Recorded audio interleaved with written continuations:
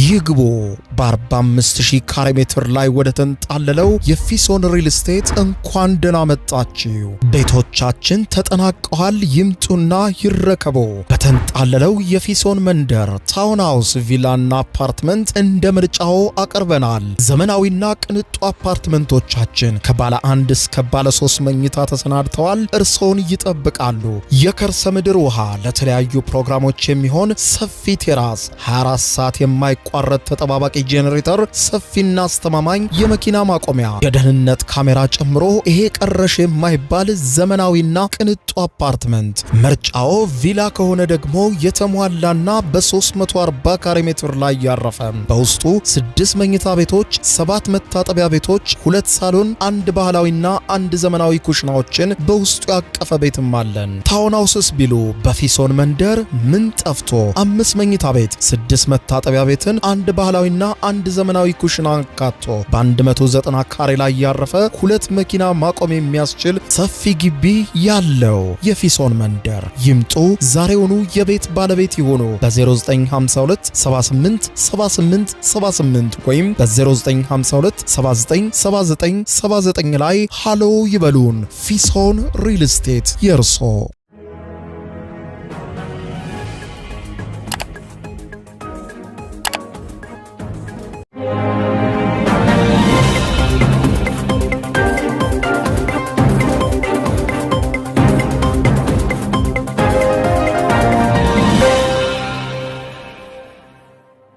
ጤና ይስጥልኝ ክቡራትና ክቡራን የዩቲዩብ ቻናል ቤተሰቦች፣ የሰዓቱን አጫጭር ሰበር መረጃዎች ይዤ ቀርብ ያለው እስከ ፍጻሜ አብራችሁኝ ቆዩ። ክቡራን አድማጮች፣ በመጀመሪያ የመካከለኛው ምስራቅን ጉዳይ የምናገኝ ሲሆን ይሄውም የኢራንና የአሜሪካ ፍጥጫ በተባባሰበትና ድርድሮች እየተካሄዱ ባለበት ሰዓት የእስራኤሉ ጠቅላይ ሚኒስትር ቤንያሚን ኔታንያሁ ዋሽንግተን ዲሲ ገብተዋል። አሜሪካና ኢራን ድርድር ላይ ሳሉና በተለይም ደግሞ በኦማን ስምምነት ላይ ደርሳሉ ተብሎ ቢጠበቅም ነገር ግን ያለ ስምምነት የተበተነው ድርድር ጨርሶ እንዲፈርስና ኢራን በድርድር የምትታመን ሀገር ባለመሆኗ ጦርነት እንክፈት የሚል ይዘት ያለው አጀንዳ ይዘዋል ተብሏል። ኔታንያሁ ጉዳዩን አስመልክቶ በዛሬው ዕለት በዋይት ሃውስ ጠንከር ያለ ስብሰባ ይካሄዳል። ይህንንም ስብሰባ ተከትሎ ስጋት የገባት ኢራን ኔታንያሁን ፈጽሞ አሜሪካ ማመን የለባትም፣ አሜሪካ ኔታንያሁን አምና ወደ ጦርነት እንዳትገባ ሲሉ አስጠንቅቀዋል። ጦርነት ከተነሳ ደግሞ በቀጠናው ላይ የሚገኙ የዩኤስ አሴቶችን በሙሉ እናወድማለን ብላለች ኢራን። ይህንን ተከትሎ የአሜሪካው ፕሬዝዳንት ዶናልድ ጄ ትራምፕ ደግሞ ተጨማሪ በርካታ የአሜሪካ የጦር መርከቦችን ወደ ቀጠናው እየመጡ መሆኑን አመላካች ንግግር አድርገዋል። ይህም ኢራን ላይ ተጨማሪ ስጋት እንደጨመረባት ተመልክቷል። ሁኔታውን አስመልክቶ በሰፊው የማስደምጣችሁ መረጃ ይኖራል።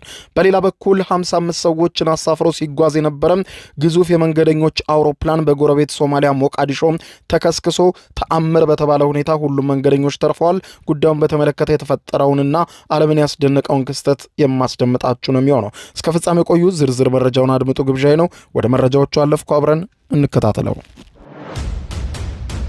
በቅድሚያም በመካከለኛው ምስራቅ ያለው ውጥረት አሁንም የተባባሰ ሲሆን አሜሪካ ከኢራን ጋር ስምምነት ላይ ለመድረስ መንገድ ላይ ነች መባሉን ተመልክቶ ይህ ሁኔታውን ለመቀልበስ የእስራኤሉ ጠቅላይ ሚኒስትር ቤንያሚን ኔታንያሁ አሜሪካ ዋሽንግተን ዲሲ ገብተዋል። በኢራን ጉዳይ ላይ ያለውን ልዩነት ለማጥበብና የአሜሪካ ቀጣይ እርምጃ ከኢራን ጋር መስማማት ሳይሆን ጨከን ብሎ ኢራን ላይ ጦርነት በመክፈት እርምጃ ለመውሰድና ሁኔታዎችን በሙሉ ለመቀየር በሚል ነው። እስራኤሉ ጠቅላይ ሚኒስትር ቤንያሚን ኔታንያሁ አሜሪካ ዋሽንግተን ዲሲ የገቡት ሁኔታውንም አስመልክቶ በዛሬው ዕለት ከፕሬዝዳንት ዶናልድ ጄ ትራምፕ ጋር ተገናኝተው ይወያያሉ በሚል ተገልጿል። ይህንን ተከትሎ አልጀዚራ ኔታንያሁ ትራምፕን ሲጎበኙ ምን ይፈጠራል በሚል ባወጣው ሰፊ ትንታኔ ላይ የሁለቱ መሪዎችን ግንኙነት በዝርዝር ያስቀመጠ ሲሆን ዶናልድ ትራምፕ ወደ ስልጣን ከተመለሱ ከጃንዋሪ 2025 እንደ አውሮፓውያን አቆጣጠር ጀምሮ ይህ ኔታንያሁ ወደ አሜሪካ ሲመጡ 7ኛው የአሜሪካ ጉብኝት መሆኑን አልጀዚራ ዘግቧል። ይህም በአንድ ዓመት ውስጥ በመሪ ደረጃ ታይቶ የማይታወቅ የዲፕሎማሲ ድግግሞሽ ነው በማለት ገልጾ አሁን ላይ ለምን ኔታንያሁ አሜሪካ መጡ በማለት ይጠይቃል። ትራምፕ ከኢራን ጋር ስምምነት የማድረግ ፍላጎት እያሳዩ በመምጣታቸው ኔታንያሁ ደግሞ ይህንን አካሄድ ለማስቆምና አቅጣጫውን ወደ ጦርነት ለመቀየር አስቸኳይ ጉዞ አድርገዋል ብለዋል።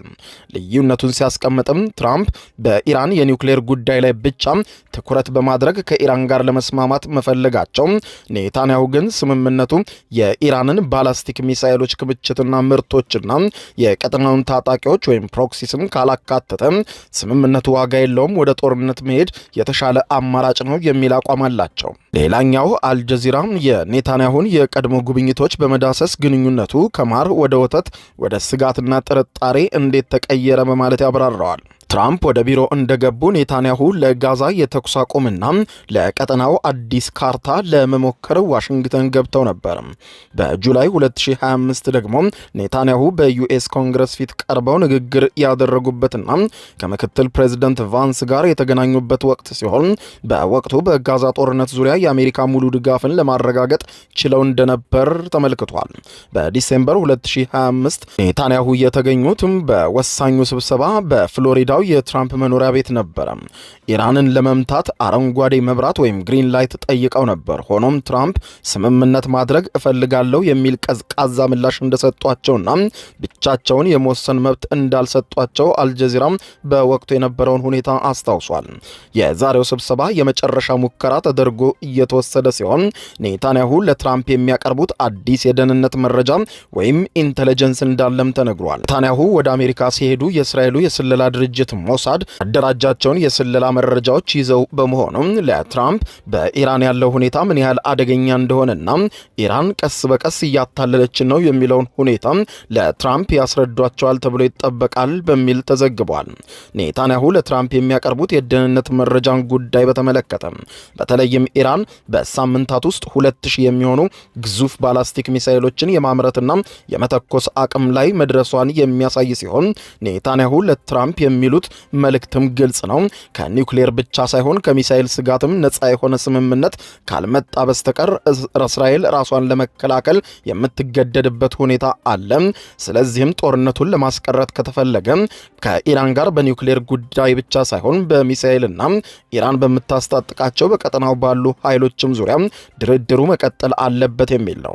አሊያ ግን እስራኤል ጦርነት እንደምትከፍት ለማረጋገጥ ጉዟቸው ይህንንም እንደሚያካትት ተዘግበዋል። አልጀዚራ እንደሚለው ምንም እንኳን ትራምፕና ኔታንያሁ በካሜራ ፊት ምርጥ ጓደኞች ቢመስሉም ከጀርባ ያለው እውነት ግን የተለየ ይመስላል ያለው አልጀዚራ ትራምፕ የኢራንን ጉዳይ በዲፕሎማሲ መፍታት ይፈልጋሉ ብለዋል። ኔታንያሁ ደግሞ ይህንን ዲፕሎማሲ ኢራን ጊዜ እንድትገዛ እድል ይሰጣታል ብለው ያምናሉ።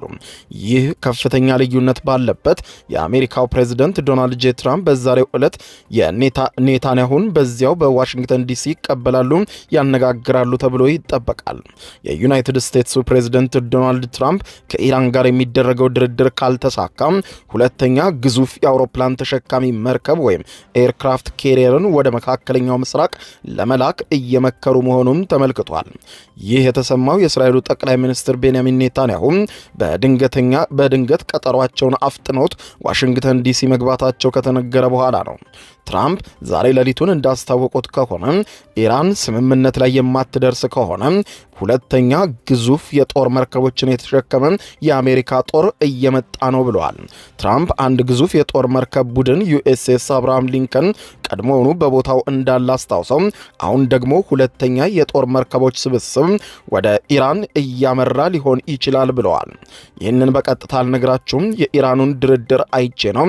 ኢራን የቀረበላትን የማትፈርም የአሜሪካን ውዴታን የማትፈጽም ከሆነ ከኦማኑ ስብስብ አንዳች ጠብ የሚል ነገር ካጣው የኢራንን ቀጣይ ጣፈንታ የሚወሰነው በአሜሪካ የጦር አረሮች ነው ብለዋል። ወይ ስምምነት እናደርጋለን፣ ካልሆነ ደግሞ እንደባለፈው ጊዜ በጣም ከባድ ወይም ቬሪ ታፍ ሲሉ ነው የጠሩት እርምጃ በኢራን ላይ እንወስድባታለን በማለት የኢራንን የኒውክሌር ጣቢያዎች ሙሉ በሙሉ የማውደም እቅድ እንዳላቸው አልሸሸጉም። ኔታንያሁ ከትራምፕ ጋር ሊያደርጉት የነበረው ስብሰባ በፌብሩዋሪ 16 2018 የነበረ ሲሆን ነገር ግን ኔታንያሁ ይህንን ስብሰባም በቀናት በማፍጠን ቀድሞውኑ ከቀጠሮ ጊዜ በፊት ገብተዋል። የትራምፕ አማካሪዎች ጀራርድ ኩሽነር እና ስቲቭ ዊትኮፍ በኦማን እያደረጉት ያለው ድርድር የኢራንን ኒውክሌር ብቻ እንጂ የሚሳኤል ፕሮግራሟን ላይገድብ ይችላል የሚለው ስጋት እስራኤልን በከፍተኛ ሁኔታ የወጠራት ሲሆን እስራኤል ከአሜሪካ ድጋፍ ውጪ በብቻዋንም ጦርነት የመክፈት እቅድ እንዳላትም ታስረዳለች ተብሎ ይጠበቃል። ኢራን በበኩሏ አሜሪካም በኔታንያሁ ተንኮል እንዳትታለል የሚል መልእክት በይፋ ዛሬ ሌሊቱን ያስተላለፈች ሲሆን የኢራን ባለስልጣናት ለዘ ጋርዲያን እንደገለጹለት ከሆነ ኔታንያሁ ሆነ ብለው ድርድሩን ለማፍረስ ነው ወደ አሜሪካ የገቡት። አሜሪካን ጎትተው ወደ ጦርነት ለማስገባትና የሚፈልጉትን አጀንዳ ለመፈጸም ነው ኔታንያሁ እየታተሩ ያሉት። ስለዚህም አሜሪካ ልትነጥቃ ይገባል፣ ለእስራኤል ብላ ወደ ጦርነት መግባት የለባትም ስትል ኢራን ገልጻለች። አሁን ዋይት ሃውስ ውስጥ ያለው ሁኔታ ጉድ ኮፕ ባድ ኮፕ ወይም ጥሩ ፖሊሶችና መጥፎ ፖሊሶች ጨዋታ ይመስላል ያለው ዘ ጋርዲያን ትራምፕ እንደሚሉት ከሆነ ስምምነት እንፈልጋለን፣ ኢራንም ስምምነት ትፈልጋለች፣ ካልሆነ ግን እሳት ይበላታል ብለዋል። ኔታንያሁ ደግሞ በፍጹም ኢራን እያታለለች ነው፣ ስምምነቱም የሚለውን ነገር አቁመን ወደ እርምጃ እንሂድ ይላሉ። ውጤቱ ደግሞ የሁለተኛው አውሮፕላን ተሸካሚ የጦር መርከብ ማዕበል ወደ ኢራን እየመጣ መሆኑን ተከትሎ ትራምፕ የመጨረሻ ማስጠንቀቂያ ለኢራን ያስተላለፉ ሲሆን ለኔታንያሁ ደግሞ ከጎናችሁ ነን የሚል ማረጋገጫ ይሰጣሉ ተብሎ በዛሬው ዕለት ይጠበቃል።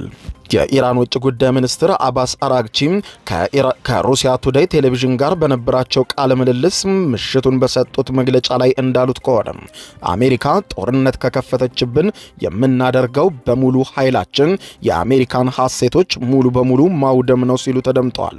የአሜሪካ ሐሴቶች በተለይም ደግሞ በቀጠናው ላይ የሚገኙ የጦር መርከቦቿን፣ በቀጠናው ላይ የሚገኙ የአሜሪካ የጦር ቤዞችና እስራኤልን እንመታታለን ሲሉ ቃል በቃል ተናግረዋል። ውጥረቱ የቀጠለ ሲሆን አዳዲስ ነገሮች ከዋይት ሃውስ የትራምፕና ኔታንያሁ ስብሰባ በኋላ ይሰማሉ ተብሎ ይጠበቃል። በጉዳዩ ዙሪያ ተጨማሪ መረጃዎችን ተከታትዬ የማቀብላችሁ ይሆናል።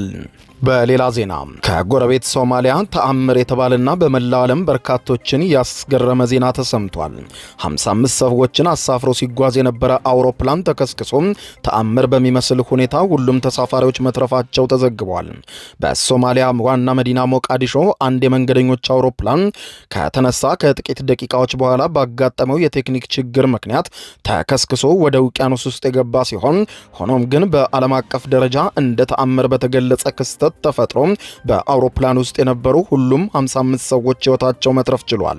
ስታርስኪ አቪዬሽን የተሰኘው ኩባንያ ንብረት የሆነውና በፎከር 50 የተባለ አውሮፕላን ከሞቃዲሾ አደን አብዱሌ ዓለም አቀፍ አውሮፕላን ማረፊያ ተነስቶ ወደ ሰሜናዊቷ ካልካዮ ከተማ በመብረር ላይ እንደነበረ ተመልክቷል። የ15 ደቂቃ ቆይታም በሰማይ ላይ የነበረ ሲሆን አውሮፕላኑ ከኤርፖርቱ በረራ በጀመረ በ15 ደቂቃ ውስጥ የቴክኒክ ችግር አጋጥሞታል ተብሏል።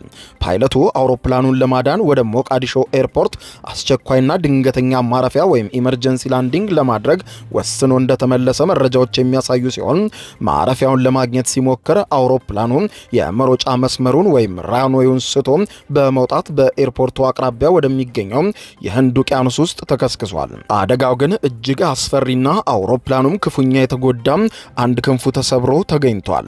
ቢሆንም ግን በውስጡ የነበሩ 50 ተሳፋሪዎችና 5 የአውሮፕላኑ ሰራተኞች ካቢን ክሩስ በሙሉ በሰላም መውጣት መቻላቸውን ተረጋግጧል። የሶማሊያ ትራንስፖርት ሚኒስትር መሐመድ ፋራህ ኑህ ሁሉም ተሳፋሪዎች በነፍስ አድን ሰራተኞች ተቆጥረዋል፣ ምንም የሞተ ሰው የለም ሲሉ አረጋግጠዋል። የስታርስኪ አቪዬሽን ዋና ስራ አስፈጻሚ አህመድ ኑር አውሮፕላኑ መሮጫውን ስቶ ወደ ባህር መግባቱ ተገልጿል። ነገር ግን ምንም ያደረሰው ጉዳት የለም፣ ሞትም አልተመዘገበም፣ ተአምር ነው የሆነብን ብለዋል። አደጋው እንደተከሰተ የኤርፖርቱ የነፍስ አድን ሰራተኞችና የእሳት አደጋ ሰራተኞች በፍጥነት ወደ ስፍራው በመድረስ ተሳፋሪዎችን ከፊል አካሉ ውሃ ውስጥ ከገባው አውሮፕላን ውስጥ አውጥተው ወደ ሆስፒታል ለሕክምና ምርመራ መላካቸው ታውቋል። ይህ ክስተት በዘመናዊ አቪዬሽን ታሪክ ውስጥ ተሳፋሪዎችም ሙሉ በሙሉ የተረፉበት አስደናቂ አጋጣሚ ሆኖ እንደተመዘገበ የተነገረ ሲሆን መንግስትም የአደጋውን መንስኤ ለማጣራት ምርመራ ጀምሬያለሁ ሲል የሞቃዲሾ መንግስት አስታውቋል። አስታውቋል።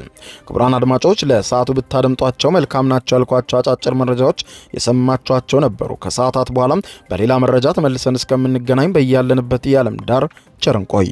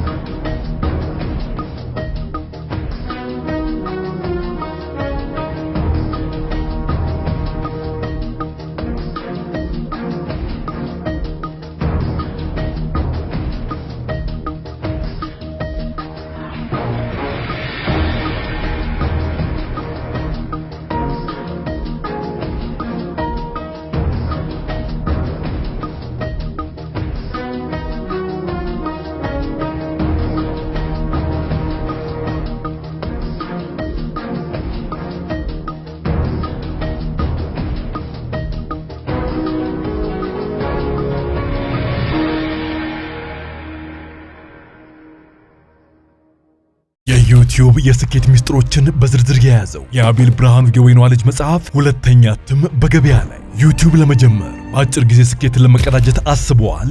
ዩቲዩብ ብጀምር ስንት ብር አገኘሁም ብሎ አስበዋል? እንግዲያውስ በዩቲዩብ 2 የወርቅ 3 የብር ሽልማቶችን ያገኘው የአቤል ብርሃኑ የወይኗ ልጅ የዩቲዩብ ሚስጥሮች መጽሐፍ በዝርዝር ሁሉንም ያብራራሉታል። ዛሬውኑ ገዝተው ህልሞን እውን የሚያደርጉበትን የዩቲዩብ የስኬት መንገድ ይጀምሩ። በሀገር ቤት አከፋፋይ አዲስ አበባ ሜክሲኮ ኮሜርስ መጽሐፍት መደብር። በውጭ ሀገራት ለምትገኙ ከአማዞን ላይ ብታዙ በቀናት ውስጥ ደጁ ይደርሳል። የአማዞን ሊንኩን እዚህ ቪዲዮ ኮሜንት ላይ ያገኙታል። የዩቲዩብ ሚስጥሮች፣ ዘመኑ ጋር ተፈላጊ መጽሐፍ።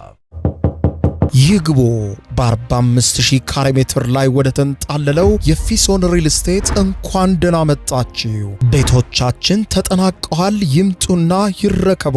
በተንጣለለው የፊሶን መንደር ታውን ሃውስ፣ ቪላና አፓርትመንት እንደ ምርጫው አቀርበናል። ዘመናዊና ቅንጡ አፓርትመንቶቻችን ከባለ 1 እስከ ባለ 3 መኝታ ተሰናድተዋል። እርሶን ይጠብቃሉ።